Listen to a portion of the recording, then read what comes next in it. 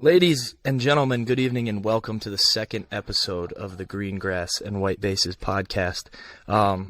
Just to kick off here, I have my brother Danny joining us. He's going to play somewhat of a co-host role here on the show. And after our inaugural episode that debuted earlier in the week, we're excited to have him on. We're excited to be on location here at the Baseball Warehouse, a place that's meant so much to us in our baseball journey. And nowadays it's meaning something to more and more kids along the way. So we're super excited to be here. Danny's just recovering from a leg injury, first day back throwing. I've been doing my throwing program just to kind of keep the arm healthy, stay in it. I was missing the game a little bit. So even in retirement here, I'm trying to keep the arm healthy, have some fun with it, do some stuff, keep myself in shape. Can't let the coach's body creep in on me too quickly here. As a reference to my introduction with the good evening and welcome, and as a reference to our podcast title here, Green Grass and White Bases, I need to give a shout out to our dad, affectionately known as JR around our circles usually. John Reardon, Dad has been the inspiration for the title of the podcast name. He's been working on his memoir here for about 27 years. For reference, I'm 25 in December. Danny just turned 22. So he's been working on his memoir, which he has only had confidence in the title of Green Grass and White Bases. So quick shout out to JR, the man, the myth, the legend, for inspiring us with the title of our selection here.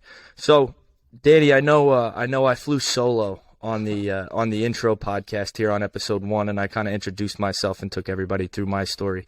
So that took me just about an hour. Obviously, that's what we're gonna go for with our whole time frame here, and I hope we talk about more than just you.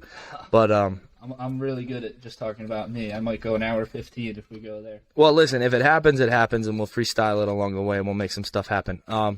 But yeah, I just think, making your first appearance here on GGWB, give the people some background, let them know what you're about, tell them a little bit about your story. Yeah, so Danny Reardon, I'm glad to be at least part co-host. I missed the first episode, but I'm here now.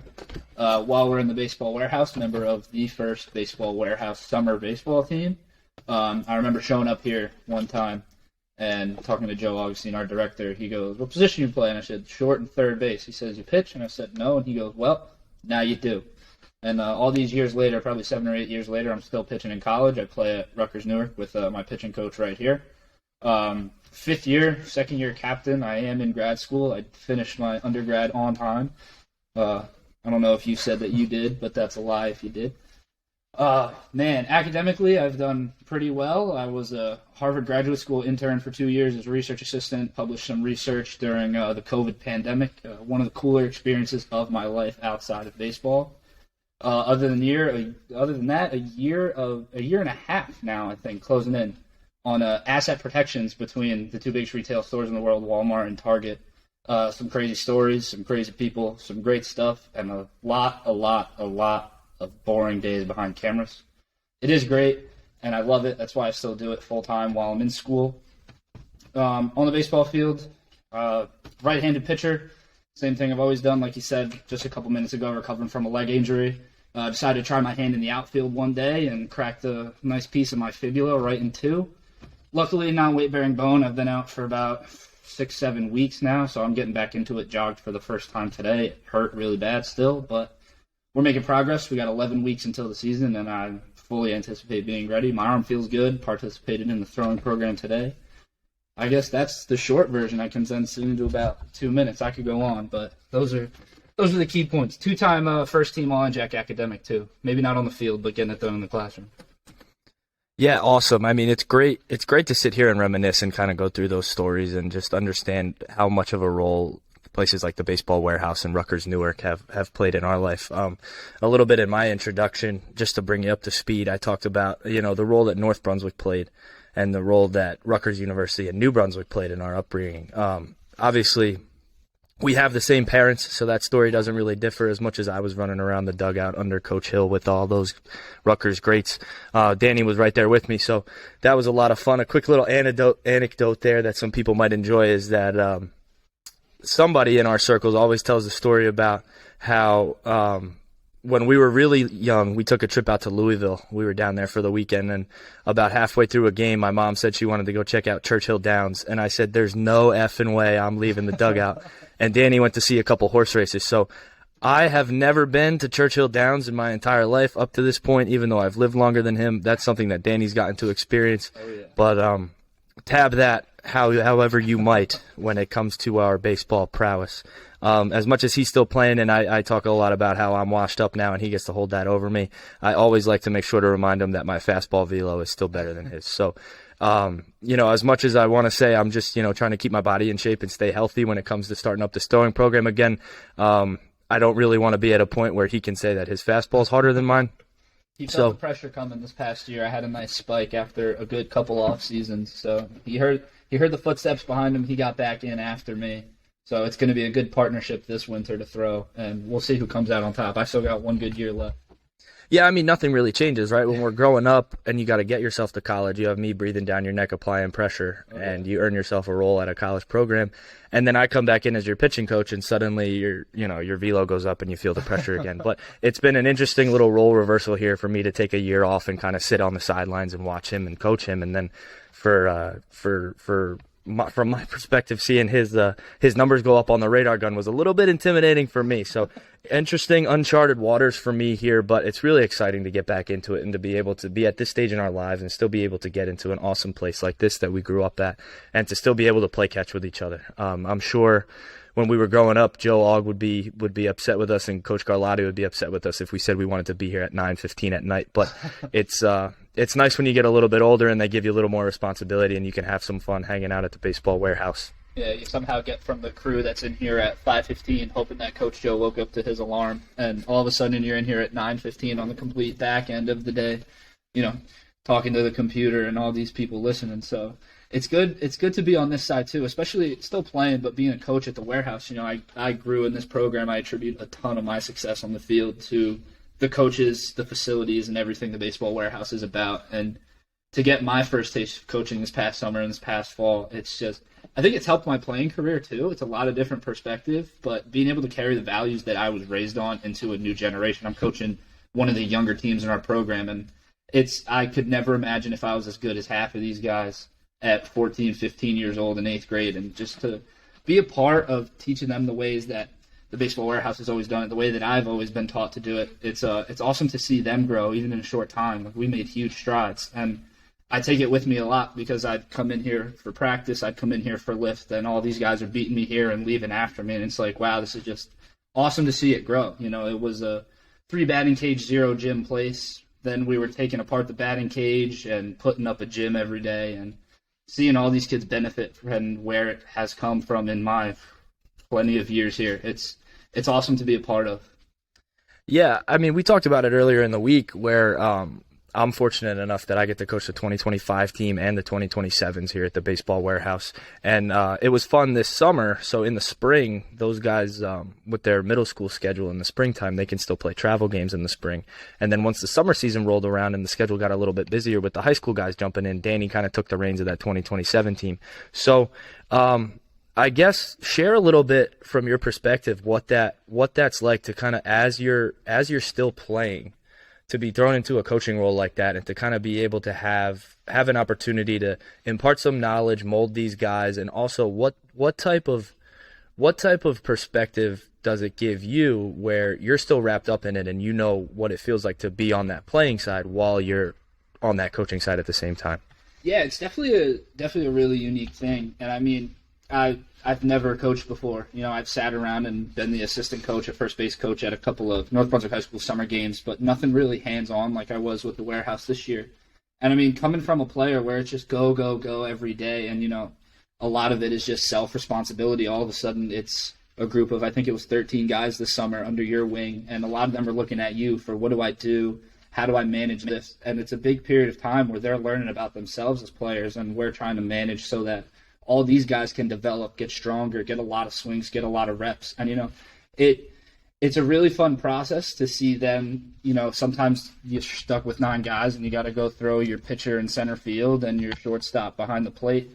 And it's fun to see all of them embrace the challenge because as a player, that's something that I show up and we have to do every single day. And, I know that part of it. I'm still living it. And to see that these kids embrace it just as much as guys I see every day in a college program, I just know that they're on a really good track and they have really good mindsets that, it's fun to see more and more kids with that like-mindedness grind where it's just, I'm playing baseball today and I'm here and I'm going to get my stuff done. And coming in here the extra day is when it's 90 degrees in the summer and we're running outside and we're coming in here and these guys are goblet squatting and split squat and getting their bodies and swings right. Guys are in here 2-3 hours a day when, they could just go run around and bike with their friends. But, getting to see these kids take their opportunity in a world where they're so dependent on the world around them too, where, baseball might not be the entire thing when you're 14, you're still growing up, where I'm 22 and I living on campus at a college and I'm playing baseball twice a day, 3 hours at a time, where these kids are this is just their thing and it's their escape from everything just like it's mine. It's a kid's game, like everybody says. The more I get older, the more these kids are getting older, it's still the same baseball and it's still having that spark and having that release. It's the best part of it all, and it doesn't change from being in my last year of eligibility with the NCAA or these kids getting their first taste of middle school ball. It's awesome to see. Yeah, I think you referencing about how, that the famous quote, whatever the real lines might be, that it's just a kid's game. I always think about, they don't say, when the umpire starts it in the first inning, he doesn't say work ball, he says play ball. Yeah. And I think that's always a thought that crosses my mind, especially these days. We've talked a little bit about, what the recruiting process looks like and how crazy that can be. And I'm sure we'll go further into that as we move along through this series. But my question from there is, how much, I know I heard you say the word fun a number of times throughout your answer to my previous question. How much do you think fun still plays a factor, even in the whirlwind of today's atmosphere with a lot of travel ball, a lot of high-level elite stuff, as people tend to call it? With how much work is required, I'm sure you're more than aware of that, even at the college level. How much do you think that word fun comes into it? How much do you think, we can still call it a kid's game and we can still say we should have fun, but how important do you think that is? I know here we always talk about energy. We always talk about being a good teammate, and I think that's all related somehow. What's your take on that? How do you think that energy applies? How do you think having fun applies to a game, even in today's atmosphere? Yeah, and it's interesting to talk about the fun aspect with how much baseball is a game of failure, right? Even me, I'm one of the older guys in the conference, and I go out and I get hit around a bunch too, and there's so much failure in it that you need to be able to, one, find the fun and the energy, and it's just bringing it every day, and that's something all these kids do. If it wasn't fun for them, I don't think many of them would be here and they wouldn't have a place for it. Especially when you're 14, you're going, hey mom, take me here, hey dad, take me here, and if those kids didn't have that desire to push for it, they wouldn't have these opportunities to keep playing. And the more you do it, like these kids do every day, the better you get. And, when it's a game of failure and you keep getting better and better, like these kids are, it gets more fun because you succeed. We won a ton of ball games this year. We put together a lot of things, and it's fun to succeed. It's fun to be around guys. And I think that competitive nature and that having fun, it makes it so much easier. For them, it's just another wiffle ball game. For me, it's just another wiffle ball game because that's the part of it when you're 5'6" and just swinging the yellow banana bat with the whole balls. That's fun in the front yard, and then you just get to translate it, and you just grow and you progress. It's all just one big progression from that little kid phase to now, as much as it's uber competitive and it's such high-level baseball and, you see a little bit of uptightness, it's still the same fun, and it's exciting. And, a lot of people talk about, slow pace and all this and all that, but that's just what makes those spark moments better, that diving catch, that nice play in the hole. These kids put in the work every single day, and they make those fun plays. They put a smile on their buddy's face. We had a couple guys at 14 hit homers this year, and, there's pictures on Instagram of big smiles on the coach's face as they round third. And, it's those moments that are the fun that everybody's working for. Everybody shows up every day because you never know which moment it's going to be. And they embrace it all the time. Yeah, I think it's really cool to see just how much the kids enjoy it. I know going through high school and being set on playing college ball and then going through a 5-year college baseball career with COVID thrown in the middle, there's a lot of adversity that you face, and it's a really difficult process. You've said the word grind a couple times. It really is a grind. You really have to want to get after it. You have to be there. And I think what that always brings me back to is we talk a lot about the have to versus the get to mentality. And, it can apply in a totally, wide variety of aspects, but I mean, in our context of baseball, that have to versus want to mentality becomes really important because, like you're saying, you get to be our age, you get to be junior, senior in high school, and then you go to college. If you want to go to the gym, you drive yourself to the gym. If you want to go hit, you drive yourself to the batting cage. If you want to go throw, you drive yourself to the field. When these kids are young, they got to say, Mom, Dad, I need a ride. So I mean, and for, like you're saying, for them to have that desire where it's like, I don't have to go to the baseball warehouse today. I don't have to go to the field today. I don't have to go to the cage today, but I really want to, and I'm going to ask my mom.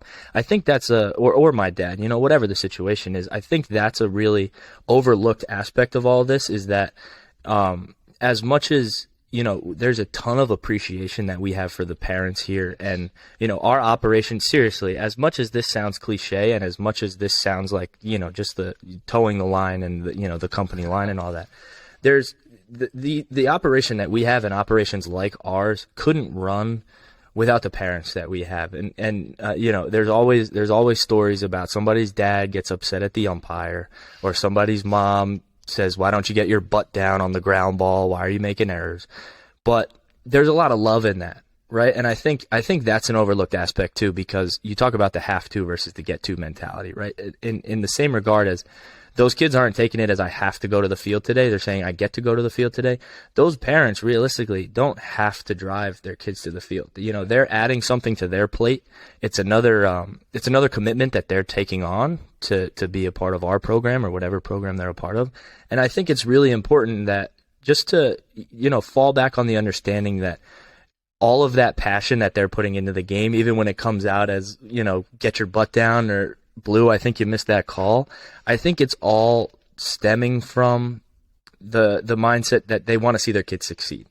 And I think that's really important because it's super easy to say we have to act the right way around the umpires, and I think it's important to do that. It's really important to say we have to stay even keeled, but the only reason that hurdles in the way of that come up is because there's passion behind it. People want to see their kids succeed. The kids want to succeed.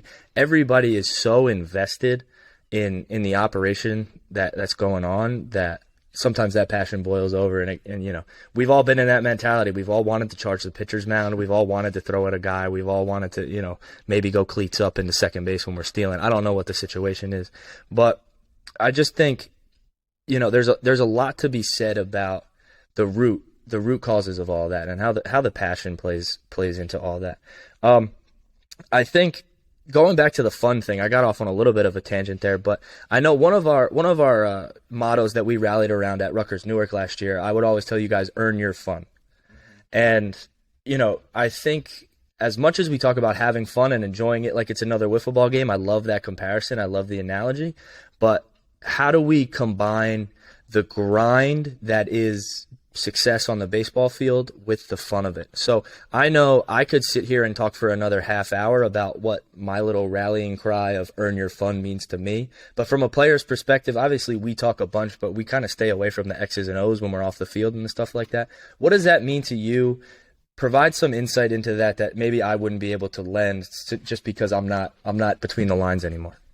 Yeah, so I think the biggest thing, we've talked about the grind. Everybody knows that everything out there, you can call it a grind. But I think especially for us, the big thing, we were down on numbers a little bit last year, 11 guys having to carry the weight through 33 games in a season. The fun of it is that you're going to get your innings, but it's the point we've made before where it's not as fun when you play a game of failure and you have to fail. So earning our fun came when we're taking an extra couple minutes to stretch after a day of throwing, and earning the fun is running your 60s hard and getting after it in your condition and throwing and getting your work in off the mound and on your plyos. The way our field's set up at Newark, I don't know how many people have seen it there, but we're throwing our plyos off a brick wall and we're throwing across a soccer field on our practice field, and it's a beautiful facility and I love every bit of it, but it's the stuff where we make every bit of it work. And, even the days we're stuck in the gym, after we're running suicides up and down, maybe there's the days where we get to mix in a free throw to see how much we run. Or there's days where you have to just suck it up and run the poles. Sprint jog walk for 10 minutes is a staple at the baseball warehouse. It's a staple under pitching coach E at Rutgers Newark, where it's not fun. And I've run them outside at Middlesex County College under Coach Joe after blowing a lead, and that's not fun. And I did that as a 16-year-old, and now I got to do it after giving up a crooked number to William Patterson in conference play. Those things are the part of it. When you look back on your success, you got better those days, and that's when you earned your fun. Because the days where it stinks really bad and you just have to go at it and grit your teeth, it's those days that count the most. It's the Michael Jordan quote where, I don't even know if it was him, everybody says it these days, but it's the days where you don't want to work that you get the best. And it's so true when the seasons get longer. And baseball's a sport where you're playing in the spring, summer, and fall. So these guys are playing upwards of, especially at the younger age too, you're probably playing close to 100 games a year. We play 33 in 2.5 months. So when you go at it for 3 seasons and then you get 6 weeks in the winter to prepare, these are the days where it counts. And this is when you earn your fun, because when you get to take, a couple of preparation reps that are maybe a little lighter just to get the blood flowing, those are more fun. You get to run your agility, and you get to mix in all the extracurriculars that get you in good shape and, ease the tension of having to compete every day. Because when it's out there, it's just go, go, go. So the days in the off season and the days in between starts, those are the days you earn your fun. You go out there and you have your fun, and it's just all part of just one bigger scheme of it. Yeah, I think I really enjoy the perspective you have on kind of just a period of reflection when you're faced with adversity in those moments, and being able to have the fortitude to attack even the least fun part of your practice or your preparation with the right intent, just in an effort to improve. And I think, from a coach's perspective, obviously my goal is to have my guys succeed as often as possible. So I try my best to stay away from that mindset of recovering from a bad outing, because I don't like to think about what the bad outings look like. Of course they're going to happen, but in an ideal world, we get to stay away from those as often as possible. Just to me, if I want to add on briefly to that, I think what's important to remember is what Danny began with and what Danny closed with really stuck out to me is you have to be able to put yourself in a position to succeed, because at the end of the day, succeeding is always going to be more fun than failing, right? Even in a game of failure like we're talking about, if you can go out there and put up a quality start and throw up 6 zeros, that's a lot more fun than when you got to get bounced in the second inning after you gave up 5. So that's what earning your fun means. And like you're talking about, earning your fun, that happens before you get up there on the mound. No matter how bad you want to compete, you have to be able to prepare in such a way that you get to go out there and trust your preparation. Adam Wainwright had a really good take on it. I know I read Jamie Moyer's autobiography a couple years ago where he talks about it, where you can't think of your preparation as superstition, because then you go out there and you're saying, oh, my last fastball felt weird, and then now you're all thrown off. Or I only threw 6 breaking balls in the pen today. I usually throw 8, and now your whole start's ruined before it even begins. I think the big difference to me in earning your fun comes from understanding that we're going to work really hard in our preparation so that when the game comes, we can just go have fun. We put so much work in, like you're saying. These guys at the travel level play a ton of ball games. We don't play a ton of ball games, but we have a ton more practices. Yeah. So we have a ton more opportunities to prepare, so that when it comes to game day, my focus, your focus, the team's focus should be trust our preparation, go out there and ball out. And I think if we can prepare the right way, and we can keep your perspective on kind of gritting our teeth when we need to, but also getting after it the same way and not slacking just because we had a good outing our last appearance, I think that's what puts us in the mindset where we can kind of take a deep breath and just go out there and worrying about enjoying the opportunity we have to play this awesome game that we play when it comes time to game time. So what I want to touch on here while we're both together is just kind of what having a sibling playing ball with you growing up brings to the table. Now, granted, I'm shortening my audience here because obviously everybody listening is not going to have somebody that they grew up with or someone that they are growing up with that they can kind of lean on to be able to do the same things that Danny and I did. But I think what's really cool about places like the Baseball Warehouse these days is the community that it builds. So what we had growing up and what we had at the Baseball Warehouse growing up was a bunch of guys that we were always around, but obviously living under the same roof. That provided us a little bit different, a little more intimate of an element, if you want to call it that. So I just think, what did I know I can definitely provide some perspective on this, but this isn't something that you and I talk about too much with each other.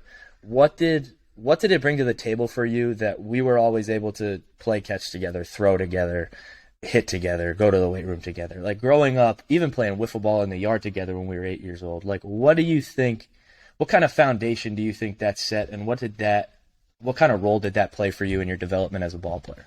Yeah, I think that was honestly a huge part of it. I mean, it's no secret that, you touched on it before, your fastball velo was always a little higher. So, I always had something to chase, and that chase was built in because, you get the brotherly competition, and it's not just chasing somebody around you because he doesn't go away. We leave the weight room, and he's still got to drive me home, and, sometimes our mom's picking us up. And, even now at Newark, I'm not competing against you, I'm competing for you. But it's still, I'm trying to get to a level where you were, and a level of success that I've always tried to emulate my entire life. And I mean, it's not even so much just a competition point because, we've never had that like, oh, I'm just trying to beat you out type of thing. It's just a sense of how can I take his information and his success and how can I apply it to myself? There's the awesome transformation picture on your Instagram where you're this tall, lanky kid as a freshman, and then you're 40 pounds heavier as a senior in high school. And, it's kind of like, how do I become that? Because, as much as I'm 2 years behind you, my development was also 2 years behind because after you were just done being lanky, I was growing out of it. So it's what can I take? What can I improve upon and do differently? And what can I do the same? And it's staring you right in the face every single day, There were the points where it's like, damn, this sucks. He's so good because I'm trying to be that good. It was never just like a negative competition. It always gave me something to push for. And I mean, we've had all of our success. And, I would call you after starts when you're thrown in Virginia and I'm thrown in the balls cold in New Jersey. And it's two completely different experiences, but it's the information gathering and the adaptability that you need to be a competitor at such a high level of all of college baseball. It's the sharing and the just different perspective. We throw from different sides. We played at different levels, but it's all the same. Like, we're pitchers throwing against hitters. And, it's more of just, I have this huge source of information around me my entire time. So when I can't figure it out like that, I know where I can go. And it's always been fun. And I mean, I tell the story all the time of last fall. I get 3 innings in a fall scrimmage against whatever JUCO we played. I think it was RVCC. And I retired the first 8, and I get a mound visit from the pitching coach. And I'm standing on the mound, what is going on here? And he gets to the mound, and he goes, hey, just going to take a second and let Mom take a picture. So, I think it was at that point that I really realized that, it was almost a sense of, man, we've made it here. Like, it's all has paid off, all of this.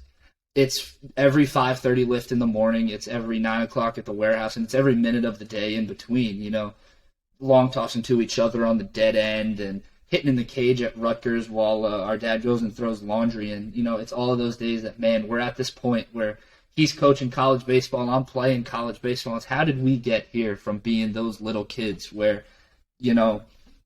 this wasn't even a dream yet because we didn't even know it was out there. And now we're at a point where you can finally sit back and realize and have that self-actualization where this is the reality of what we've built. And I mean, it's not possible without having that source of information, that brotherly connection, and just being there every step of the way. And I think that's something too, especially from the coaching spot. I'll never get the chance to coach you, but I like to think I'm an easy person to coach. But how, like, just managing all these guys, I'll let you touch on all the brotherly stuff, but it's a bond on that staff too, where you're coaching a ton of different guys. So what is that like for you in that arena?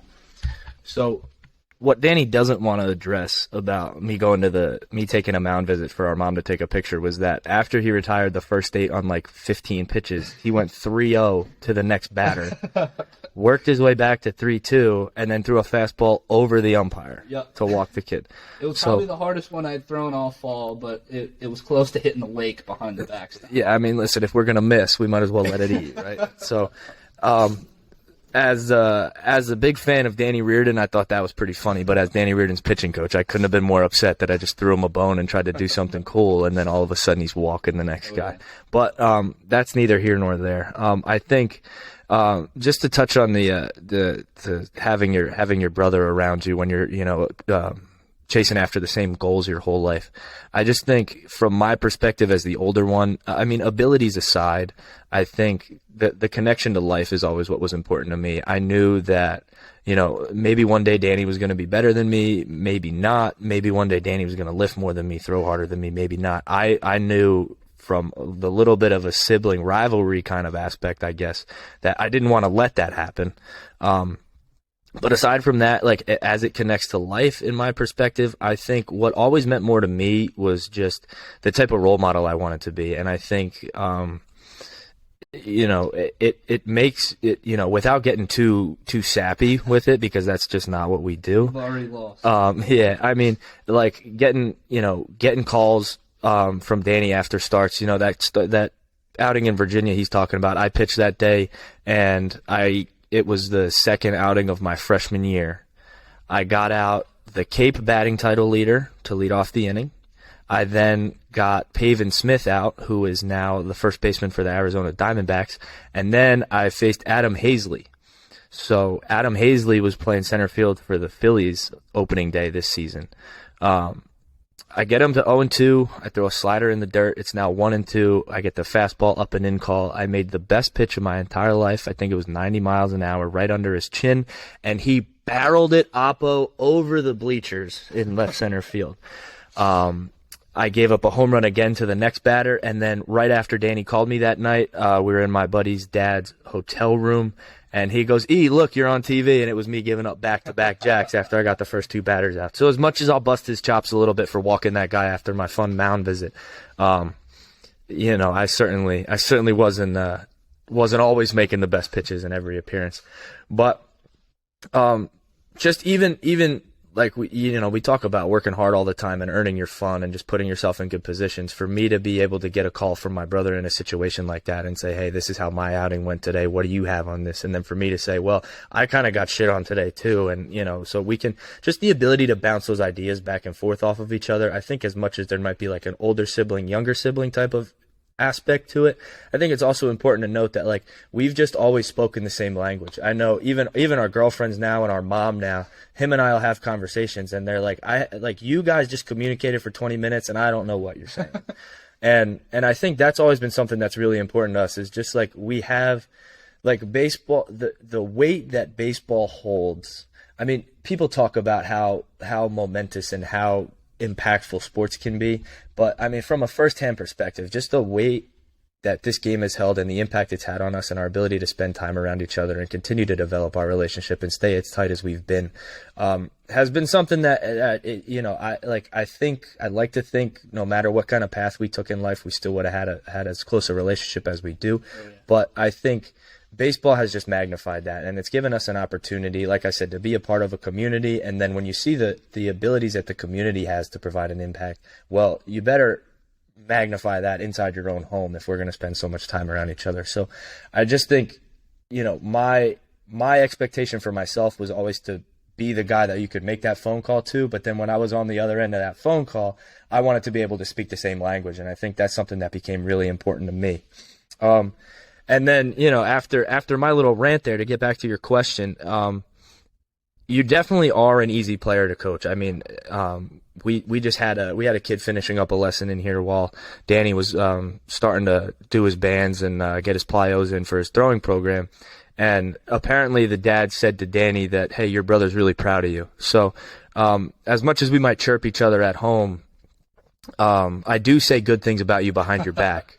So that's one of the cooler things. Yeah, I mean, Mr. Bonds threw me right under the bus there. He didn't let me keep any of my dignity there. But no, I mean, I tell people all the time, like you make my job easy because when I turn my back, I know you're doing what you're supposed to be doing, and it's pretty cool to have you as a captain on the team and a guy that the other guys on the team can look up to and say, I think my style might have been a little bit different than yours when it came to that aspect, being a captain in New Brunswick compared to you being a captain in Newark. But regardless, the leading by example piece is always paramount. Yeah. That always means more than anything else. When guys can turn around and say, you know what, Danny's doing what he's supposed to, Eric's doing what he's supposed to, Johnny's doing what he's supposed to, whoever the guy might be, if you have the ability to lead by example, you don't really have to say anything. Any words you bring to the table after that are just icing.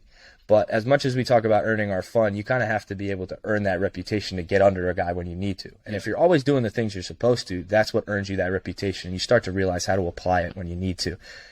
What was always important to me, and what I think is cool to watch you do now, is you learn how to hold guys accountable, and it holds more weight when you're always doing what you're supposed to be doing. So I know that's what was important to me, was anytime someone turns around and looks at me, I got to be doing what I'm supposed to, because I know if he's not, I'm going to say something about it. And I don't want him to be able to tell me, well, you were supposed to do 8 reps and you only did 6, so why do I have to do my 8? And I think that, like, from how easy it is to coach you, what kind of a player you are to coach, I think that's what's been awesome from my perspective, is like, when I give you guys your daily work, you do it. When I give you your conditioning, you do it. When I ask you to go, give me 100% of what you got on your start day, you do it. So you set an example that other guys can really look to, and that's about my full battery of nice things I have to say to you for tonight. So I'll cap it there. But then how that applies to everybody else on the staff is definitely an interesting aspect. I think what makes my life easy is, even though I came in last year as a new guy, I had a foundation where I knew you already. And you had a reputation where you were friendly with these other guys on the team, and they were, you becoming a captain had nothing to do with me getting there. So you had already developed this reputation for yourself. And I think my ability to kind of make that introduction quickly, I know on the first day I said, listen, Danny's my brother, and if you think that's impacting your playing time or his playing time, then you got to look yourself in the mirror, because that's a you thing. That's not a me thing.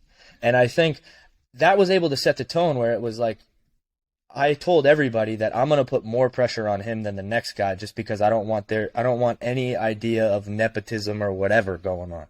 So I think for me to be able to kind of set the standard and say, listen, he's going to have to work harder than everybody else to get up to the level playing field, just because I don't want to leave any doubt about any type of advantage going on. But then to turn around after that, like I said before, and have Danny doing what he's supposed to do all the time, I didn't have to do much. I was able to go in there and just kind of preach these guys what information I had. I was able to talk about my philosophies about the game. I was able to talk X's and O's. I love talking mechanics in the bullpen.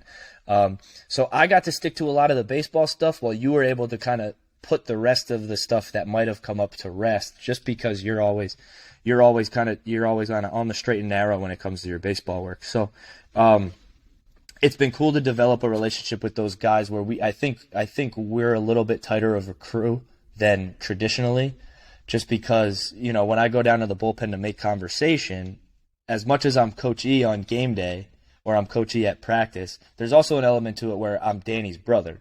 And so what I tell the guys is, I'm 24 years old. I'm going to be 25 here in a couple months. I just stopped playing college baseball a year and a half ago. I was like, I'm closer to being in your shoes than I am to being in your, 60-year-old high school coach's shoes. So I think just how tight we can be and the type of understanding we can have for each other, where it's like, listen, I know what it feels like to not want to do your conditioning today. I know what it feels like when the coach comes and pulls you in the first inning. I know what it feels like when you're not getting the innings you think you should be getting. I know what all those feelings are, and I think that relatability factor has been what's really important. So I get to relate on a personal level because of my relationship with Danny, but I also get to relate on a baseball level because very recently, comparatively, I was going through the same things as you guys. And I think it's been super advantageous for me just to have the ability to connect on that personal level, and then the ability to parlay that into the baseball aspect of it all, and kind of get back to X's and O's once we've established that, we can all be on the same level, kind of in like a social aspect, I guess, for lack of a better word. And then that can keep us all on the same path when it comes to the baseball aspect. We can expect more of each other because we've built a relationship that doesn't just rely on, me coming to the field and prescribing your throwing and conditioning. Yeah, and I think I think we all benefited from having a guy who could come in and say, this is how we're going to do it. And it wasn't like a forceful put your fist down, this is what we're going to do. It was more of a, this is what I've been around, and I've been around a lot of success. And we had a group of guys who were chomping at the bit to get better and succeed. And I think we did a ton of that. Like you referenced, we had a really close, tight-knit group of guys. And, you know, I'd go to bat for every single guy on our staff, and I know all of our entire team would too. And just to see the guys around me take those strides, we really created an environment that, you know, just produced success. And the good thing about it is we have another year where we're coming up on another season where I expect, I know you expect as a coach, where I've seen all the guys around me get better. And, you know, it's really just a testament to the people there. It wasn't ever a scenario where it was someone's taking our innings. It was always, we got to do this because we're on the staff. You know, there was a point where a couple guys were going pitchers against the world, and that was our within staff 10 guy, this is what we're going to do. And, you know, we all took that as a, how can we put ourselves and the position guys behind us in the best position to win some ball games. And, I mean, we won a good amount last year, and we're going to win a good amount more this year. And I really think the environment benefited from, you know, having those pieces fall into place. We went through a coaching change the year before. We were adding the pieces. We all knew something was coming. We were just waiting for someone to fall in line with. And once we got that perspective, it was really unique that, you know, as much as you were my brother, you were the coach, and you were the guy that we all needed to get behind. And once we were on a plan, it was, you know, I've seen a bunch of the guys below me come in as freshmen and develop into these strong kids who throw harder and get guys out and throw nasty pitches. And, you know, it's awesome to see the success around me. And a lot of that, like, it's a lot of credit to the systems that I've been around and you coming in and our program just taking steps in the right direction. You know, from a player standpoint, it's definitely been a fun growth to make. You know, personally, I've gotten better too. And, you know, it's a product of the people who have been around me in our program as players, the coaches who have come through. You know, we take the bits and pieces we get from everybody and we make our own mold. And, you know, the biggest thing is that mold fits somewhere, and I think we're putting a lot of the good pieces together. And it's really fun to be a part of and develop into, because all of our paths are different, but at the end of the day, we all end up on the same mound, and it's still 60 feet, 6 inches away, and there's still somebody trying to get a hit off of us. So I think that's just been really cool.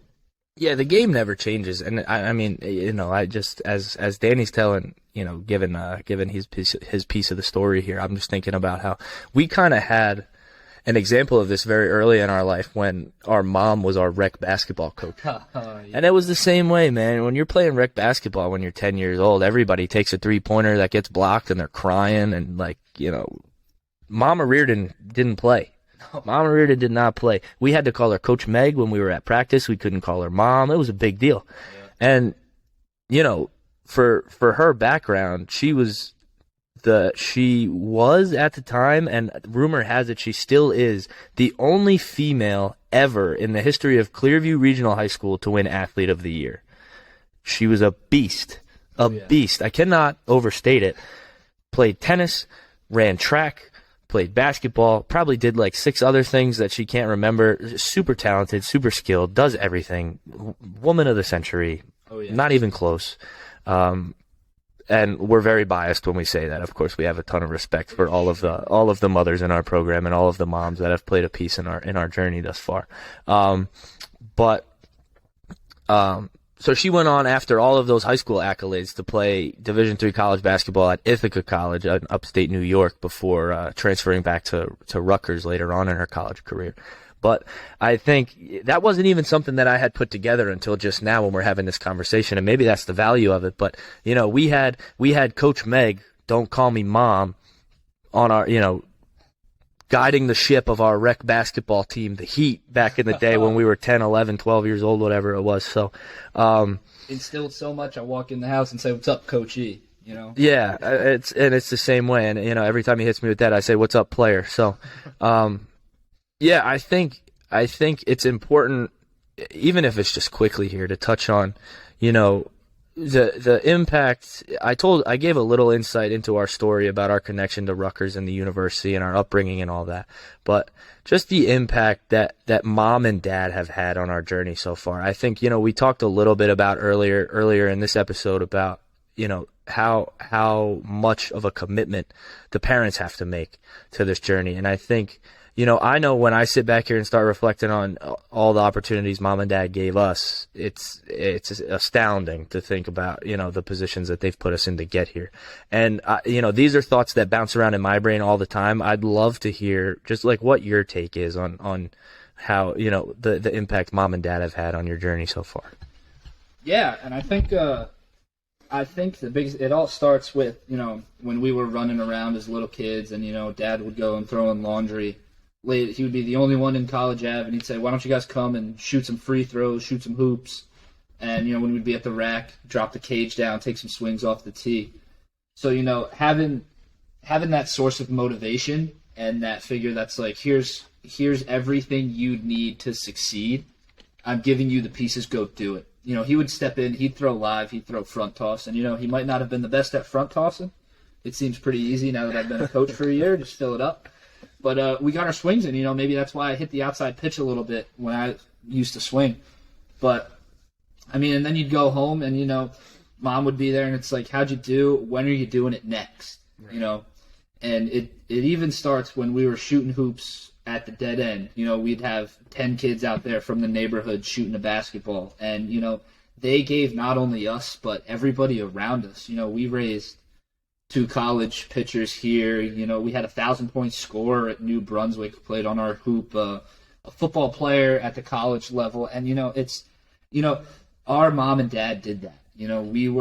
We had the house and we had the dead end where it was, this is our hoop, go play. I don't care who you are. You bring your own ball. I don't care if it's 7:15 or just getting dark. Yeah, we got the yard with the bushes that play the home run wall, and when you get tired of hooping, you go pick up the wiffle ball bats and play wiffle ball.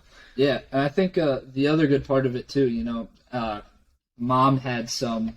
I would love to know her mile count on splitting time between us playing, you in New Brunswick and all over the area, and then coming up to games in Newark and all over New Jersey. She had the greatest spring break of all time, spending just incredible in Hawaii with Rutgers baseball this past year and taking a direct flight to Florida to watch my start.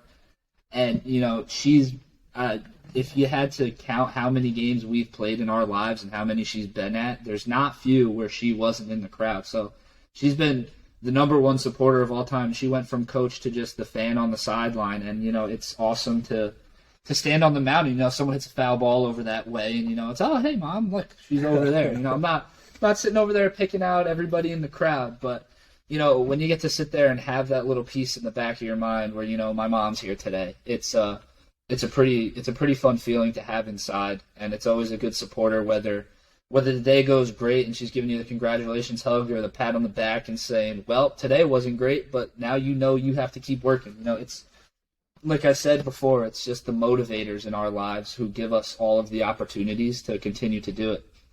Before we could take the reins as much as possible as we grew up, they gave us more and more. And, they set that foundation for us to succeed. And they were the ones who got us off and running to where we are. Yeah, there's no doubt about the level of credit that our parents deserve. And I'm sure that applies across the board. I can't imagine a situation where kids go through a similar process as we do, where you play travel ball when you're growing up, and then you go play in college, and you're playing your high school games, and whatever. You go get a job after you graduate, and your parents are saying, "Well, I hope you move home so you don't spend all your money." I know a lot of my buddies are going through that right now, and what was always cool for me was, Dad had the ability to get us in so we could go shoot hoops, or so we could go hit, or so we could go long toss or whatever at the facilities. But then every once in a while, Dad would say, after dinner wraps up, he goes, "I'm going to the rack. Are you coming?" And it was like, "I don't feel like it." And then Mom goes, "Well, what do you mean? Yeah. What do you mean you're not going today?" So she was always there to kind of like drive that, that little extra motivation. Well, I can turn my dad down maybe because I go with him all the time. But when my mom says, "What the hell are you doing here?" Yeah. I guess I better go. I better listen to my mother. Yeah. Even to this day, we had 6 a.m. lift in Newark this morning, and we both came home and we're ready to go take a nap. And she goes, "Well, make sure you bring your hampers downstairs before you go to bed." And you best believe they got downstairs. So, and then what was always really cool for me was, like, why didn't you guys sack bunt in that situation? Why didn't the runner steal? Why did he steal? Like, I think these days in the community and the circles that we run in, everybody's mom understands baseball and everybody's mom knows what they're looking at, and that's really cool. And not that we're that old, but back in the day, it felt unique to me to be able to come home and be like, yeah, Mom, I played okay, and she'd be like, I don't think you really did. Like I don't know if you were playing the same game that I was watching. We weren't getting one past there. Yeah. So as much as the encouragement was there, I hate to sit here and act like she was just a Debbie Downer all the time, because that certainly wasn't the case. I mean, Danny's right. Number one supporter, always there. I mean, my first start in college was a midweek at Florida Atlantic. I found out on Tuesday that I was starting the game on Wednesday night, and she found a way to get there.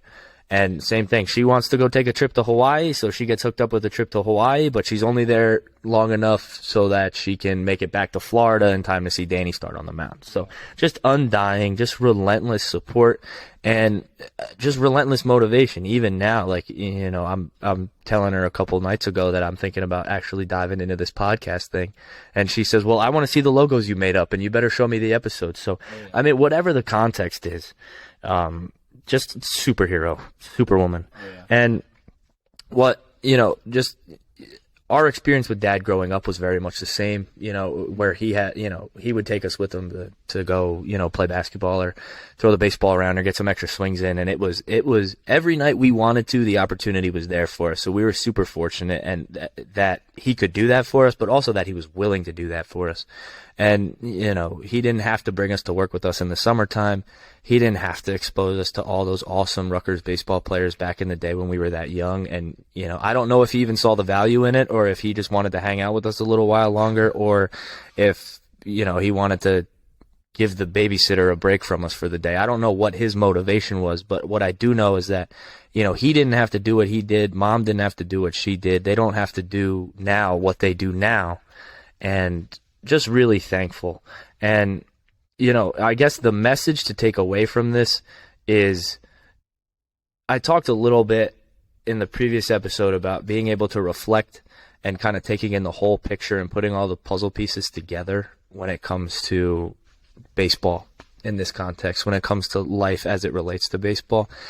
Guys that are listening to this, that are playing middle school, high school, you're playing in Little League, you're playing in college, maybe we reach out to some big leaguers, I don't know.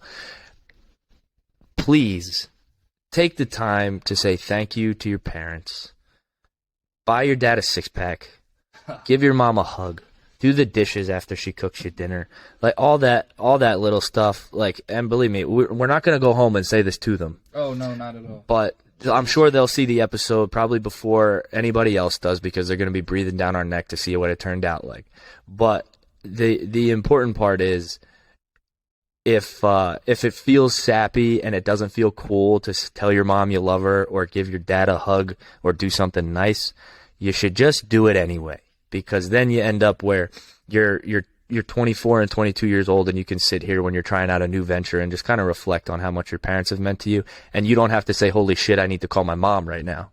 You can say, as much of an understanding as we have between each other of what our parents meant to us, I think our parents are fully aware that we love them and we appreciate what they've done for us. So as much as they're going to do it anyway, because they want to see you guys succeed, I know our parents wanted to see us succeed. And if we were annoying and we were brats, they would have done it anyway. There's no doubt in my mind. But it feels a lot better when you're not a brat, and you can kind of reciprocate and give thanks and give credit where it's due. So we are approaching our 1 hour time here. Went by a lot faster than I thought. Yeah, it's been a great conversation. We hang out all the time, but we don't get a chance to talk like this and kind of go through the memories and stuff. That being said, I would love to cap the episode if you can think of some baseball or not so baseball related story that would be fun to share with the audience here. Oh man, you left the door wide open. I'm trying to think. Well, I'll lead us off then, and I'll share one that me and Danny said we wouldn't share, but it really puts me under the bus, so I think I'll go ahead and do it here.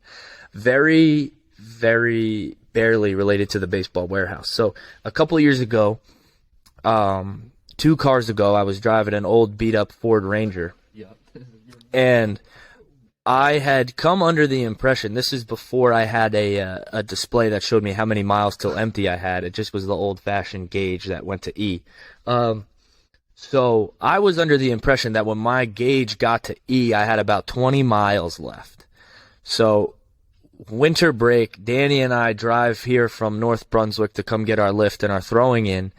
And right as we pull into the baseball warehouse, the gauge gets to E. So I was like, you know what? I'm good. I'll fill it up on the way home. We'll hit the Wawa on Livingston Ave. Won't be a problem.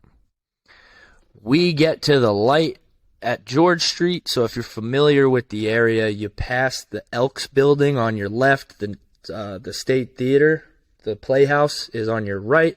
The Heldrich is right there. We make that left as the light turns green, and as I get through the intersection, car runs out of gas. Power steering turns off. Just to this day, can't really express how excited I was that I didn't conk out in the middle of the road and that we were able to make it to a parking spot on the curb. So, turn the key, turn the car off, turn it back on. It's not going anywhere. I was like, well, we're definitely out of gas, so we got to come up with a plan. Danny, you stay here. I'm going to go across the street to the library. I'm going to call an Uber. Danny throws on Netflix. I go across the street to call an Uber. Roll the windows down so he's like a dog in there and he doesn't get blasted by the heat, suffocate, whatever it might have been. I go across the street to the library. I call an Uber. I take the Uber home. I grab a gas can that's usually used for the lawnmower. Yeah. And a nice bike off the top shelf of the garage. Yep, we unhook the bike, or I unhook the bike from the top shelf in the garage. I throw the gas can into a old drawstring backpack, and I'm pedaling. I think it's like 2.5 miles, maybe 3 miles. We're all the way down one end of Livingston Ave. The car had conked out at the other, and there was only one way to get it where it needed to go. So I take the gas can, 3-gallon, 5-gallon, whatever it might have been. I'm pedaling. I get about a half mile in. Boom, chain pops. Flip the bike over, put the chain back on, get the pedal spinning. Pedal. About a mile further down the road, boom, chain pops again. Same thing. Flip it over, chain back on. Finally get down there. There's a police officer sitting in the bank parking lot right out front of where we had pulled over and parked the truck. So I'm like, well, I know this looks kind of sketchy, but it's innocent. Oh, yeah. But, it just added another element. In this day, in the last hour of our life at that point, we didn't need another variable thrown in there. So in the most discreet way I possibly could, being a scared, 18, 19-year-old at the time, I put the bike in the bed of the truck. I popped the gas can open up the nozzle on the truck, pour the 3 or 5 gallons in, whatever it was. We chunk it down the road to Wawa. Broke college student. I don't have any money in the bank account. Find a Wawa gift card for $10 buried deep in my wallet. Swipe it, put $10 in the tank. We make it home, and until this day, him and I are the only ones that know the story.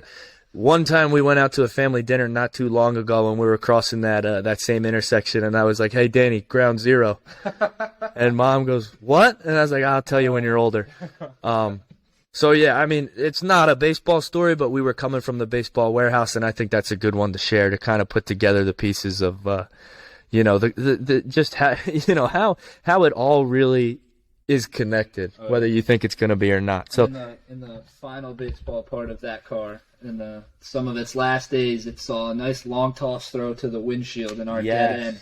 I tried to make the play. I went full stretch over the hood and just not enough length in the 6'3" frame to catch the ball from hitting the windshield. Yeah, if you park your car on the same street that you and your brother or your buddy long toss on, just make sure you get that car out of the way before you do. Otherwise, you're bound to hit that windshield sooner or later. So, yeah, that old Ford Ranger sure went through a lot in its time. Yeah.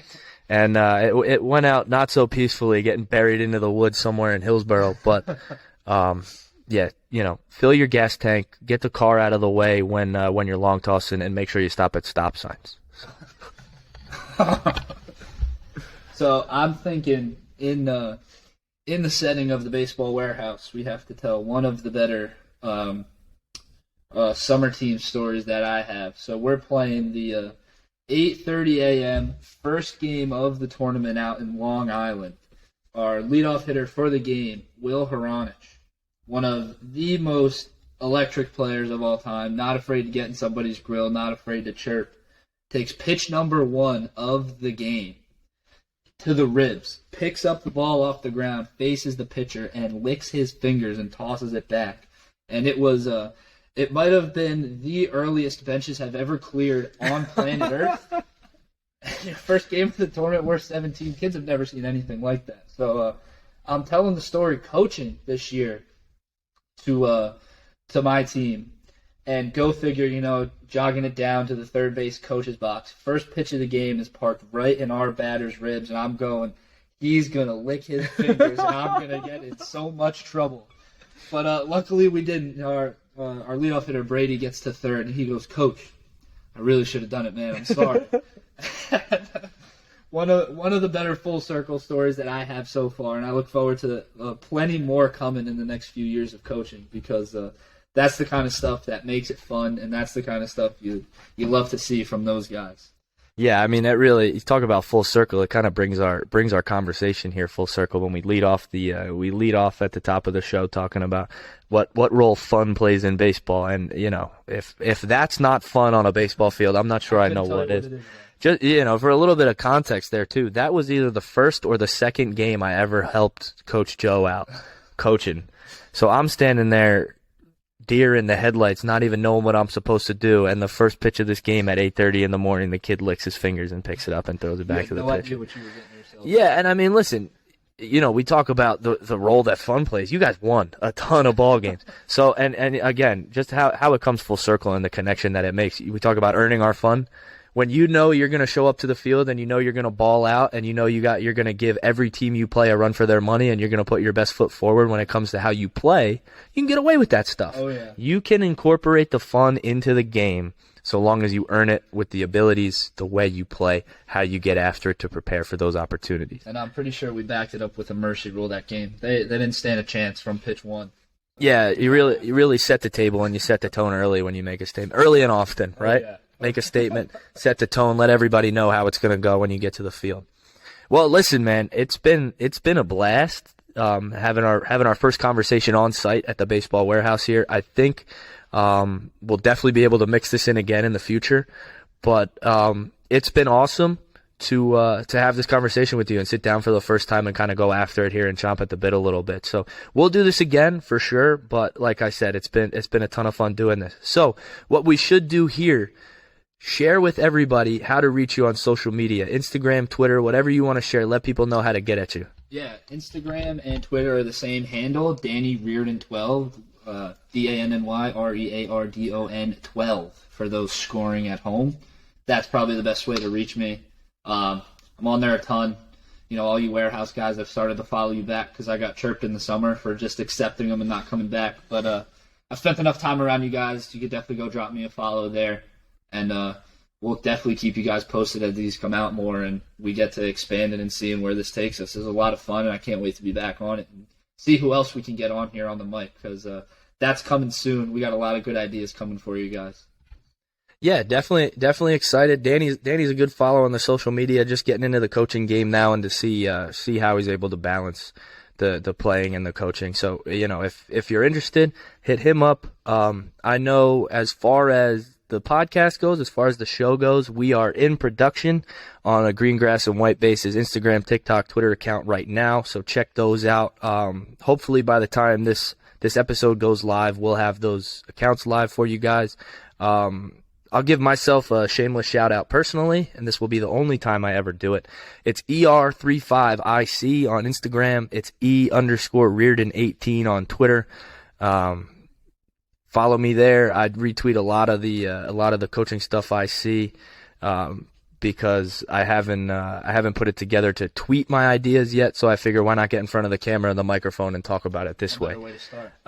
So yeah, if you guys want to check us out. Hopefully our Green Grass and White Bases social media accounts are up and live by the same time that this episode is. Danny, it's been awesome. A lot of fun talking to you here. We'll definitely do this again. Excited to see where this show takes us. And that's a wrap. Oh, yeah. This was fun. Your final score, one final time. It's 10:14 p.m. here in Highland Park at the Baseball Warehouse. For Green Grass and White Bases and for Danny Reardon, I'm Eric Reardon, signing off.